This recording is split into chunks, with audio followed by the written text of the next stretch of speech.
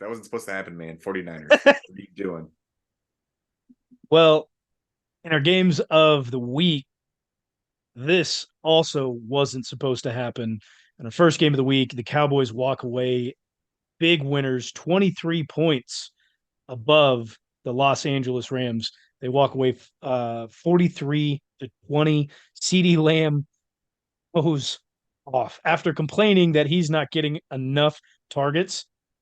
He gets 12 targets for 158 yards and a pair of touchdowns. Dak Prescott looks like the guy they're paying $40 million for. The defense handled everything that came towards them.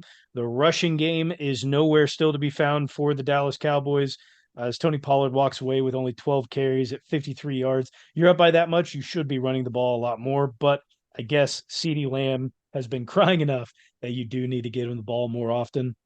Surprisingly, no one else for the Cowboys did anything at all. They did have 4 total receiving touchdowns. One, the pair from CD we talked about, and then you did get one from Brandon Cooks and Jake Ferguson, the rookie tight end. Though Brandon Cooks being very underwhelming in Dallas, he's had 1,000 yards receiving at every team that he's played for every single year as an NFL player. I think it's a Dak problem, not a Cooks problem. And it's 100% a Dak problem. Or maybe it's an offensive coordinator issue. Obviously, Dak, we don't believe, is that good of a quarterback, but he's not. He's not that good. He's not that great. You never know what you're going to get because he's completely inconsistent. But I will say he was a much better quarterback when he had Kellen Moore as his offensive coordinator. He was able to spread the ball around a little bit more. CeeDee Lamb never talked about needing more receptions, needing more targets. Now he's taking all of them, while a guy like Brandon Cooks, who could help continue get him open, even though CeeDee Lamb is always open, is getting absolutely nothing. But Cowboys play fantastic in the first half. I'll say this: the Rams defense was great. Looks like we got an update, Sean. What's going on? We got a former Chief pick six here. Shout out Marcus Peters. Jared Goff threw it straight to him, man. I don't I'm watching it live I right was now. I mean, surprised by where is he that. going? Oh man, Straight that's to bad. him. Pick six. Fall Former down on the friend alert. tackle. Former friend alert. There we go. Marcus Peters. Welcome back to the league. The defense for the Rams had been playing fantastic in the first half. I think they got to Dak a handful of times. And Aaron Donald was eating, no problems whatsoever. But Matt Weren't they down Stafford, like 33-10 in the first half? yeah, they were down to 33-10. I should say not the first half, the first quarter. The first Yeah. quarter, the defense was eating. And then Matthew Stafford ends up being injured. It's a thumb issue on his throwing hand, which he hasn't been that great this year, anyways. His offensive line hasn't really been helping him. Receivers were nowhere to be found. Puka Nacua comes away with only 3 receptions on 7 attempts. That's not very good for my fantasy team, Puka. Let's get it together. And now you're probably going to be stuck with Brett Rippon for the year. So, Hmm. not too happy about what's happening for the LA Rams. Not looking good over there. And it's not looking too good in Pittsburgh right now with the Jags versus the Steelers. Thought it was going to be a much better matchup than it was. Ended up being 20-10. Looks like we got what we wanted with Matt Canada in that offense. Typical play calling over there, not much excitement. I unfortunately misspoke whenever I was talking about this game pregame. I unfortunately said Mitch Trubisky's name instead of Kenny Pickett's. Turned out Kenny Pickett got absolutely obliterated, tackled, ribs everywhere. Don't know what's happening with that. Not even a roughing the passer on that call, of all things. Took a massive hit. The crazy thing was is I watched that and I immediately knew what happened. My wife goes, "What happened?" She's watching it too. I saw you couldn't see it from the original angle, but that wrist got pinned right on the hip by the defensive lineman and just got taken straight down. It should have been a roughing the passer. I think he put all of his weight on him. I don't mind the no call because you know me, I like to see a little bit more physicality out there, but getting that elbow trapped and falling on it, that throwing shoulder is going to be messed up for the rest of the season. Unfortunately, we get Mitch Trubisky for the rest of the year. So we may get Mike Tomlin under a 500 record this year. You know he doesn't do that. he doesn't do it, but Don't he's doubt got him. Mitch Trubisky. We'll see. Anyways, the lone bright spot on the Steelers offense the whole entire game was George Pickens. One catch, one touchdown. Could have had him as a Chief. Could have had him as a Chief, man. Just seeing him out there jumping over dudes, doing the wildest shit you've ever seen on a football field for a receiver. Weird to see. I mean, Jags didn't look that good either, honestly. I mean, good team and everything, but they did not look good at first. They were kicking field goals all day. They finally broke one off with Travis Etienne, and he got in the end zone. Not much you can do about that, but should have been more competitive. If the Steelers don't get a fumble return, touchdown, or a pick six, don't expect them to win. It was so funny seeing. I think it was one of the Jags DBs, like number 43 or 47 or whatever, gets a pick and then runs over and grabs a handful of terrible towels and then just runs around the field swinging them around. That was great. Love to see that. We don't like Pittsburgh over here. Steelers. Tybo's game of the week was maybe one of our better games of the week. None of them were really that good. He had the Bengals playing the San Francisco 49ers, and it was an absolute ass kicking by the Bengals all day long. 6 days after being concussed, Brock Purdy plays. Don't know what the point of that was because he took a massive hit in that game, got thrown down onto his head. He came up holding his helmet. They kept him in the game. Brock Purdy probably needs to go and sit out a couple weeks, or he's going to end up like Tua last season. Regardless of what you think of him as a quarterback, whether you think he's good, whether you think he's just a product of the Kyle Shanahan system, it doesn't really matter. When it comes to head injuries, guys need to take a little bit of a break. And that's a guy who should not have played this past weekend and definitely should not play in week 9. Other than that, Joe Shiesty is returning 28 of 32 for 283 yards, 3 touchdowns, no interceptions. They still really can't get T. Higgins or Tyler Boyd involved in the game, but Jamar Chase went 10 for 100, 10 yards per reception, had himself a week. Joe He's always Mixon, open. 16 carries, 87 yards, and a touchdown of his own. Joe Chastie's back there doing things. The offensive line looks like they kind of got things a little bit back together. The defense is starting to fall apart for the 49ers now after their offenses. Maybe they're just out on the field too long. It's been one of the great things is they've been able to run the ball effectively on the offense, keep the defense fresh and ready to go. And that really hasn't been an issue, but this is going to be a massive turning point for the San Francisco 49ers, whether they keep Purdy in or keep him out. I think they're going to end up having a rough time. And the last one, consensus game of the week. Division rivals here, Eagles versus Commies. Now, this was a great matchup the whole entire day. Commies took them to overtime last time they played just a few weeks ago. Commies were up for most of this game. It was 17-17 going into the fourth quarter. They're going back and forth. 31-24 at one point. Looked like that the Commanders were going to be able to hold off or at least be the last ones to have the ball. The Eagles end up tying it. Sam Howell's driving down the field. Guess what happens? Young guy throws a pick. It's bound to happen. Eagles come back, score another touchdown. And then the Commies cannot do anything about it. The one big thing out of this game, though, that I remember seeing and really stood out to me was Ron Rivera does not give a shit anymore. He has no idea what's going on out there. He doesn't say a single word whenever the camera pans to him. He's just standing there blank-faced. There was a moment whenever the Eagles were rushing up to spike the ball because they weren't sure if the player caught the ball or not, trying to get past the instant replay and everything. Ron Rivera did not challenge that because he did not see what happened on the Jumbotron fast enough.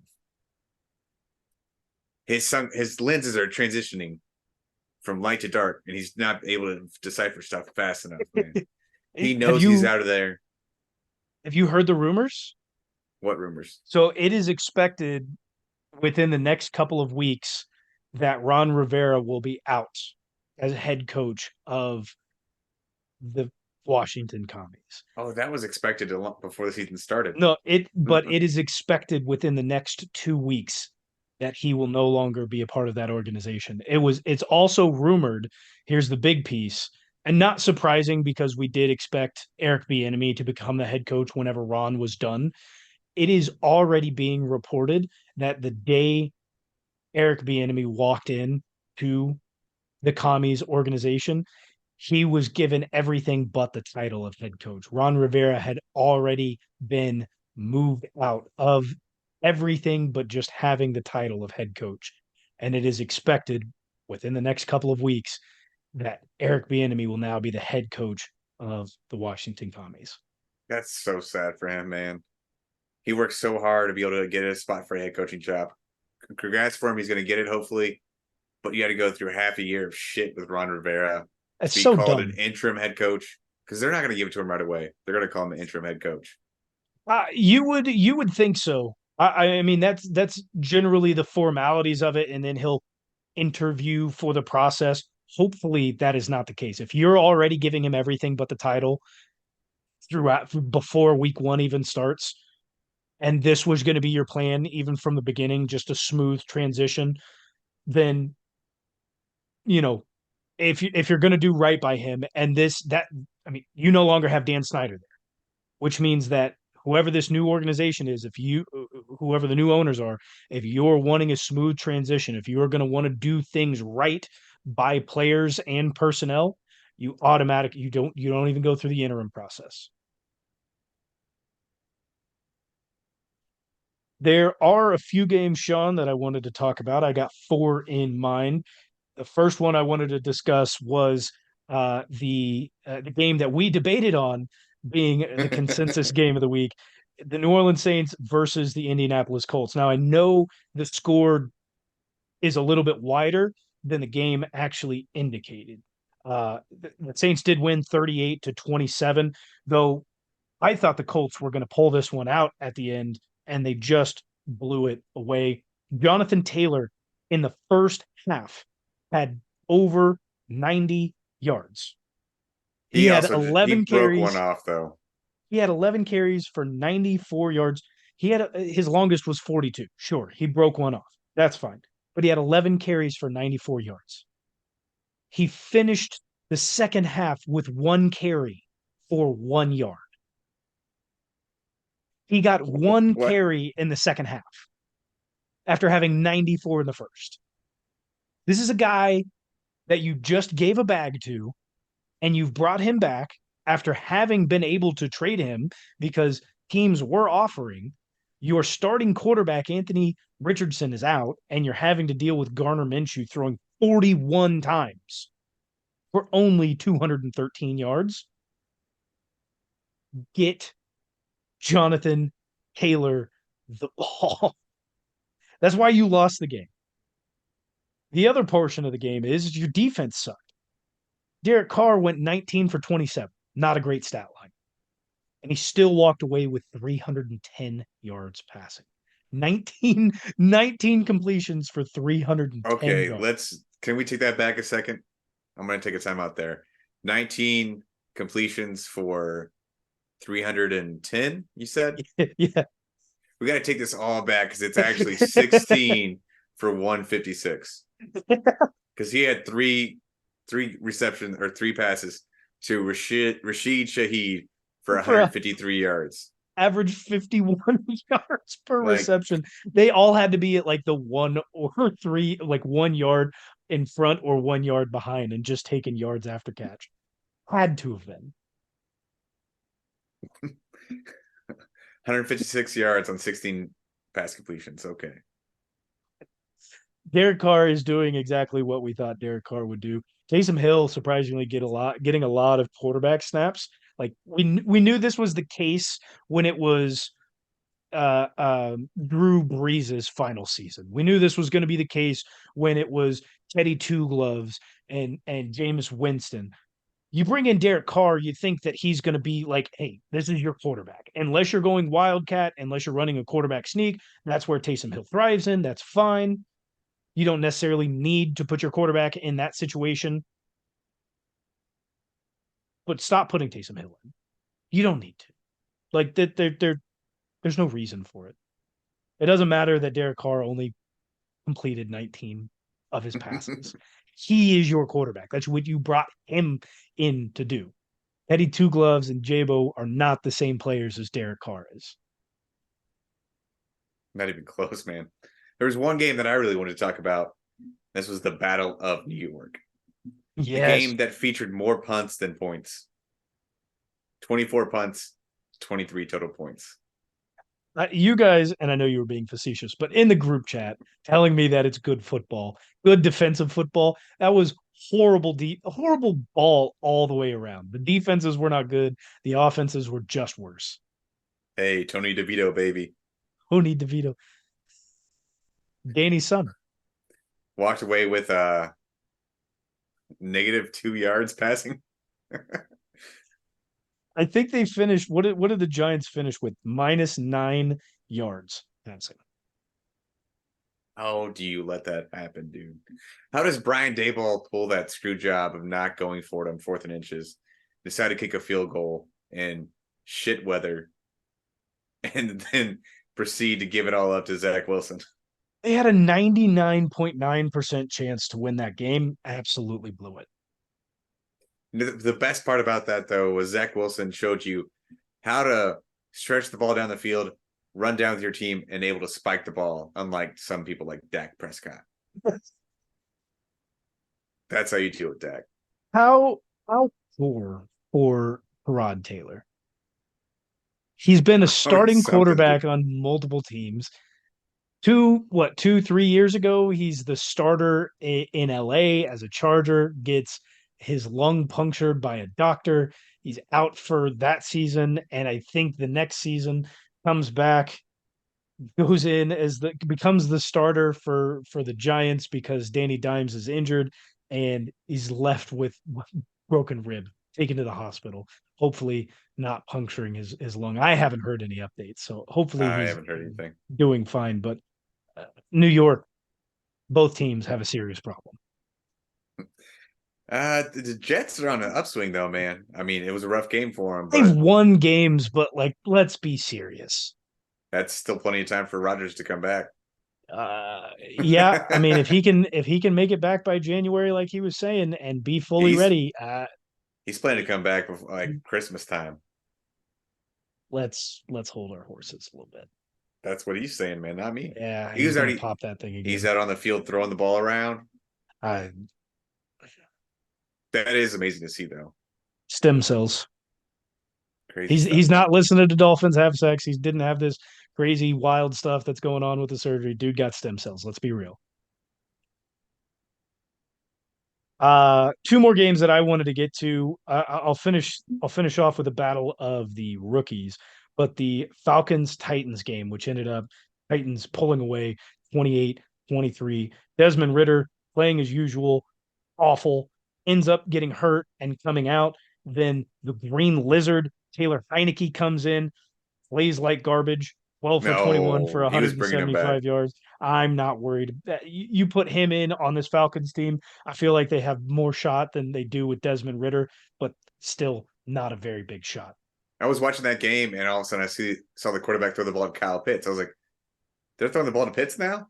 And I looked, and it was Heineke. So it only made sense. There has to be a conversation about what's going on. Now, I don't know how long this will go on. Will Levis.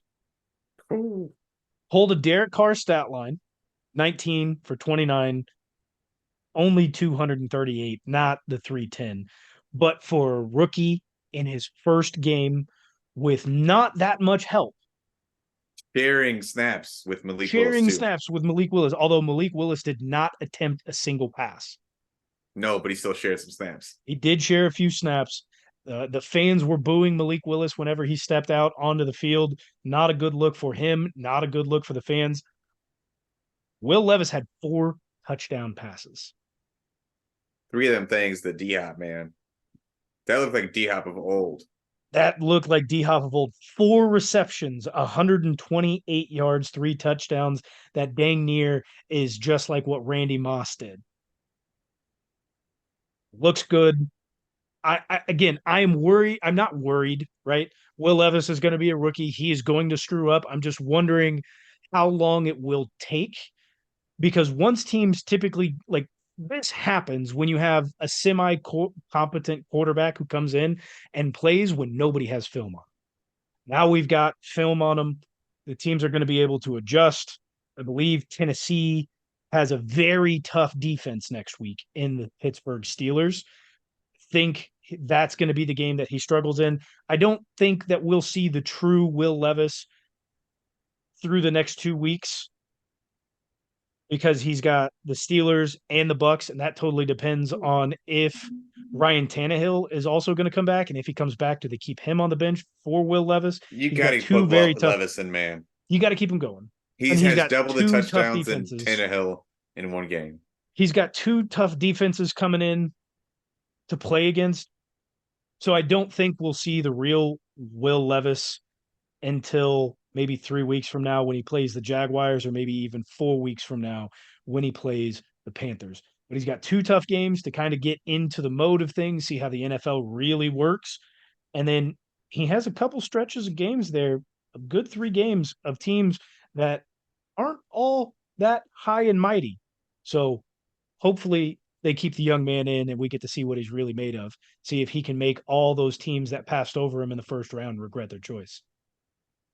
I hope so, man, because he gets the ball out quick and he slings that thing, man.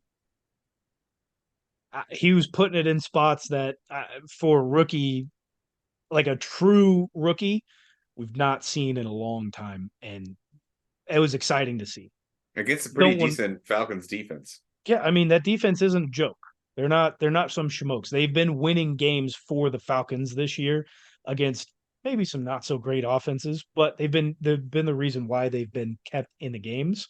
And that's not a knock on the Falcons. Will Levis just played good. Final game here, Sean. Tell me a little bit about the Panthers Texans battle of the rookies. Man, I had so much expectations going into this game, hoping it'd be semi shootout.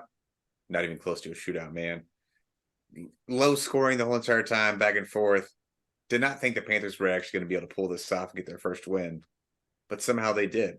I could not see it happening the whole entire time.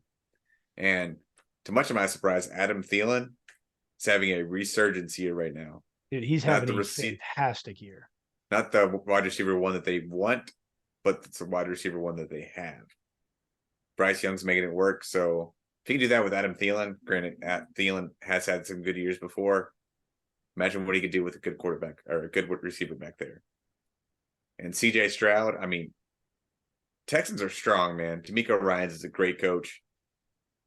They had a 4th and goal line stop on the Panthers. That was huge for them. They just look like they're going to be 2 or 3 years away from actually being really good competitors. They're going to figure it out over the next few years. And man, good teams coming up. Very good teams. There's an issue going on in Houston that I am not too happy with. They cannot seem to run the ball. You've got a guy like Dameon Pierce there, and for some reason he cannot get going at all this season. What's the problem? Is it offensive line? What is the issue that we're seeing there? I really can't tell, man, because they have a pretty solid offensive line for the most part. Well, I know they're dealing with a bunch of backups, and maybe those backups are more just pass set heavy than they are in run blocking. Because that can be the difference. Like if we look at the Kansas City Chiefs, although everybody's a pretty good pass blocker, Reed Humphrey and Trey Smith are both better run blockers than they are pass blocking. I don't know if it's Dameon Pierce dealing with the injury he got at the end of the year last year or what, but he does not look like the same guy at all.